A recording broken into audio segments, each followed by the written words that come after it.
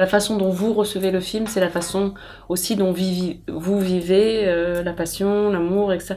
Donc à chaque fois que les gens me parlent de la façon dont ils ont vu le film, en fait, ils me parlent d'eux. C'est une projection de soi-même, je trouve. Quand je vois des avis qui sont complètement opposés à d'autres, je me rends compte qu'en fait, le film m'échappe. On ne l'avait jamais vu avant, enfin, on l'avait toujours vu jouer des petits rôles. Et ce qui est bien quand on prend quelqu'un qui n'est pas connu, c'est qu'il ne véhicule pas d'autres histoires malgré lui. Si j'avais pris une actrice beaucoup plus connue, c'est difficile. Je trouve que c'est plus difficile de rentrer dans un film parce qu'on se met à observer l'actrice. Tiens, elle a vieilli, elle a pas vieilli. Tiens, ils ont transformé ses cheveux. Nan, elle était mieux dans tel film.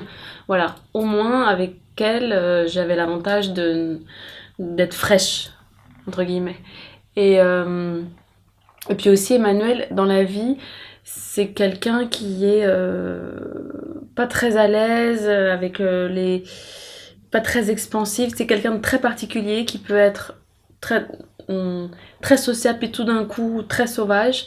Et c'était comme ça que je voulais mon personnage. Mais avec lui, beaucoup de discussions avant le tournage pour rendre le personnage. Il voulait énormément le défendre. Il avait l'impression que le personnage était un salaud sur le papier. Et donc il essayait de me convaincre, mais il n'y avait pas besoin de me convaincre, puisque moi aussi je voulais que le personnage soit humain. Je voulais pas qu'on sente que le regard du réalisateur juge ses personnages. Donc on a beaucoup parlé avant. Et puis sur le plateau, il ne faisait que... c'était une continuité de son personnage. J'ai l'impression que sa façon à lui de se concentrer, c'était d'être tout le temps Giorgio sur le plateau. Face à Cassel, c'était très contrasté. Cet homme flamboyant et tout. Je trouvais que sur le papier, ils avaient rien à faire ensemble. Et c'est l'histoire d'un couple qui n'a rien à faire ensemble et qui pourtant s'aime.